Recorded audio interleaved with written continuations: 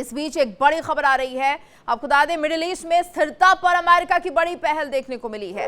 America बोला संयम और बातचीत ही आगे का रास्ता है। तो सीरिया की संप्रभुता और इजरायल की सुरक्षा पर जोर दिया गया है। इजरायल, तुर्की, सीरिया से अमेरिका की बातचीत जारी है। ट्रंप की अगुवाई में मिडिल ईस्ट में बातचीत को बढ़ावा।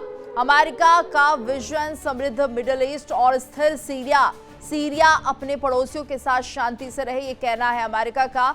इजरायल के आत्मरक्षा के अधिकार का अमेरिका ने समर्थन किया है। तो सीरिया की स्थिरता के लिए बातचीत पर अमेरिका का जोर भी बना हुआ है। तो ट्रंप की अगुवाई में मिडिल ईस्ट में बातचीत को बढ़ावा देने की बात कही जा रही है। अमेरिका का विजन समृद्ध मिडिल ईस्ट और स्थिर सीरिया। तो सीरिया के रिश्ते अमेरिका से अब धीरे धीरे बेहतर भी हो रहे हैं। तो सीरिया अपने पड़ोसियों के साथ शांति से रहे, ये कहना है अमेरिका का। और ऐसे में इजरायल के आत्मरक्षा के अधिकार का भी अमेरिका ने सपोर्ट किया है, समर्थन किया है। तो यहाँ पर अमेरिका बीच की स्थिति में सामने दिख रहा है, मध्यस्थता की स्थिति में, और सीरिया की स्थिरता के लिए बातचीत के रास्ते की बात कहते हुए नजर आ रहा है ट्रंप। तो ऐसे में यहाँ पर देखना होगा कि अमेरिका की पहल किस तरह से मिडिल ईस्ट में शांति लाती है, किस तरह से स्टेबिलिटी लाती है, क्योंकि यहाँ पर जिस तरह से इजरायल ने सीरिया पर एयर स्ट्राइक की है वो कहीं ना कहीं रिश्तों को और ज्यादा खराब कर सकती है। और आज हम इसी पर चर्चा करने जा रहे हैं। हमारे साथ मेहमानों का खास पैनल भी जुड़ चुका है। हमारे साथ रिटायर्ड ग्रुप कैप्टन आशीष सहाय जी जुड़े हुए हैं, साथ रिटायर्ड मेजर विराट मिश्रा जी जुड़े हैं, और विदेश मामलों के जानकार डॉक्टर अजिताभ सिंह जी भी जुड़े हुए हैं।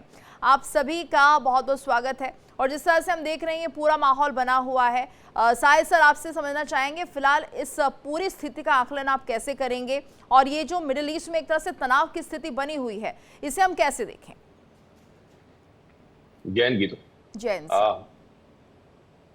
सीरिया एक बहुत ही अलग किस्म की लीडरशिप में है।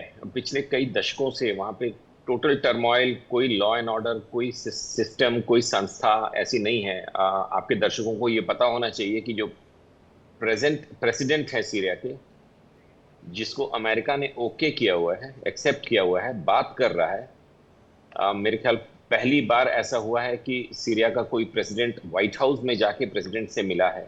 सीरिया में तुर्की की मौजूदगी पर इजरायल सख्त, और सीरिया में तुर्की की सेना पर नेतन्याहू की चेतावनी। नेतन्याहू का तुर्की को सीधा संदेश, पीछे हटें।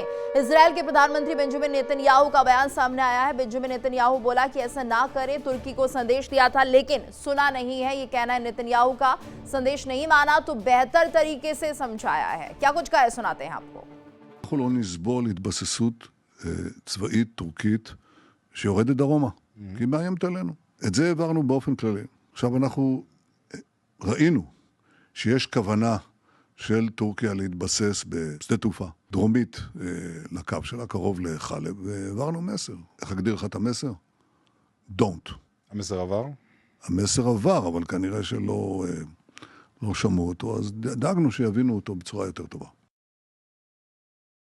देखिए, नेतन्याहू यहाँ पर कह रहे हैं कि क्योंकि पहले बोला था लेकिन नहीं सुना, तो फिर उसके बाद उन्होंने बेहतर तरीके से समझा दिया है। साहिल सर, यहाँ पर ये देखिए, निशाना था तुर्की और इस्तेमाल किया गया सीरिया का, सीधे तौर पर यही माना जाए, और बेंजामिन नेतन्याहू बड़े धड़ल्ले से इस बात को कह भी रहे हैं। नेतन्याहू इधर टुवर्ड्स अक्टूबर एंड, जब उनका इलेक्शन होने वाला है, थोड़े ज्यादा बोल्ड एक्सप्रेशंस दे रहे हैं। पहले थोड़ा और मैच्योर्ड एक्सप्रेशंस देते थे, तो दैट इज ओके। वो उनका पॉलिटिकल रिक्वायरमेंट है, बिकॉज लोग उनसे ये एक्सपेक्ट करते हैं। वो फार राइट के मेंबर हैं, लीडर हैं। सीरिया के बारे में ये बात कर रहे थे, वो एक्चुअली तुर्की के बारे में नहीं, जहां तक मेरी जानकारी है। ये जो आपने क्लिप दिखाया है, he was talking about this Syrian leadership, कि हमने सीरिया को बता रखा है कि आप तुर्की के लिए कोई टुकड़ी अंदर नहीं आने देंगे। देखिए इंडिया डेली 24/7 अब आपकी स्मार्ट टीवी पर। इंडिया डेली मौजूद है सभी डिजिटल प्लेटफॉर्म पर लाइव और लगातार। इंडिया डेली 24/7 हर दिन राष्ट्र को समर्पित।